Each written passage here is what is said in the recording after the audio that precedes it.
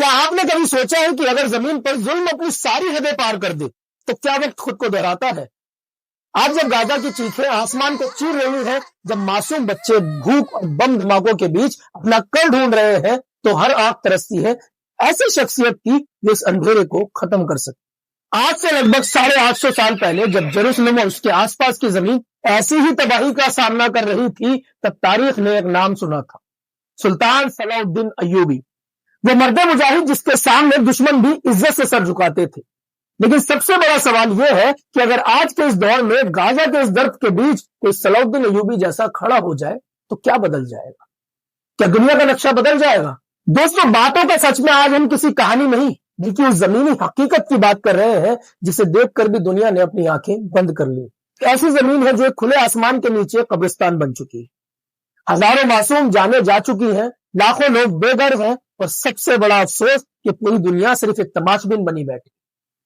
بڑے بڑے ملک جن کے پاس آدھونک ہتھیار ہیں، بڑی بڑی فوجیں ہیں، وہ صرف کلی نندا کے بیان جاری کرتے ہیں، ہر روز میٹنگیں ہوتی ہیں، ریزولوشنز پاس ہوتے ہیں، لیکن زمین پر کیا بدلتا ہے؟ کچھ نہیں، صرف بارود کا دھواں اور بڑا چلا جاتا ہے۔ لیکن تاریخ ہمیں کچھ اور سکھاتی ہے۔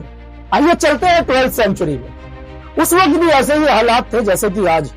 جیروسلم پر کروسیڈرز کا قبضہ تھا اور چاروں طرف افراتفری تھی۔ تب اٹھا ایک شخص جسے دنیا صلاح الدین کے نام سے جانتی ہے۔ صلاح الدین ایوبی نے صرف ہتھیار ہی نہیں اٹھائے، انہوں نے سب سے پہلے بکھری ہوئی قوم کو ایک کیا۔ انہوں نے بدلہ لینے کے لیے نہیں بلکہ انصاف کے لیے جنگ لڑی۔ اور پھر آیا سال 1187، بیٹل آف حاتم۔ اپنی بہترین اسٹریٹجی اور صبر کے دم پر انہوں نے وہ کر دکھایا جو ناممکن تھا۔ انہوں نے جیروسلم کو آزاد کروایا، لیکن ان کی سب سے بڑی جیت وہ ہوئی تھی جو انہوں نے تلوار سے جیتی۔ ان کی سب سے بڑی جیت ان کا اخلاق اور کریکٹر تھا۔ جب انہوں نے شہر فتح کیا تو انہوں نے کسی عام شہری پر ہاتھ نہیں اٹھایا، دشمنوں کے بچے اور عورتوں کو حفاظت سے جانے کا راستہ دیا۔ یہاں تک کہ دشمن کا بڑا راجا جب بیمار ہوا تو صلاح الدین ایوبی نے اپنا ذاتی حکیم کو اس کے علاج کے لیے بھیجا۔ یہ تھا وہ مرد مجاہد جو طاقت میں ہو کر بھی رحم دل تھا۔ اب آتے ہیں آج کے سب سے بڑے سوال پر۔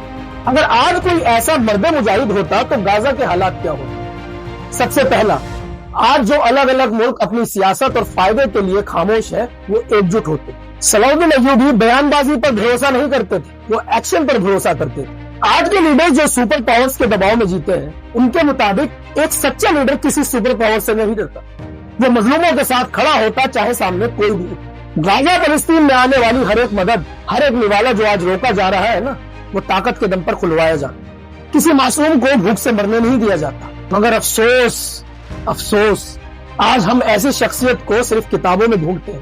ہم بھول گئے ہیں کہ صلاح الدین ایوبی کوئی الگ مٹی سے نہیں بنے تھے، وہ اس لیے عظیم تھے کیونکہ ان کا مقصد عظیم تھا۔ دوستو، تاریخ صرف پڑھنے کے لیے نہیں، سیکھنے کے لیے ہو۔ غزہ کے حالات پر رونا اور افسوس کرنا بہت آسان ہے، لیکن سچ یہ ہے کہ جب تک آپسی اختلاف ختم نہیں ہوں گے تب تک انصاف کے لیے کھڑا ہونے کا جذبہ پیدا نہیں ہو سکتا، تب تک کوئی بدلاؤ ہی نہیں آئے گا۔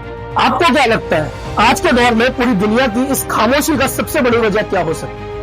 اپنی رائے کمنٹ باکس میں ضرور دیجیے۔ اگر ویڈیو میں دکھایا گیا سچ آپ کے دل تک پہنچا ہے تو باتوں کا سچ کو ضرور سبسکرائب کریں۔ ملتے ہیں ایک اور ایسی ہی سچائی کے ساتھ، تب تک کے لیے اللہ حافظ۔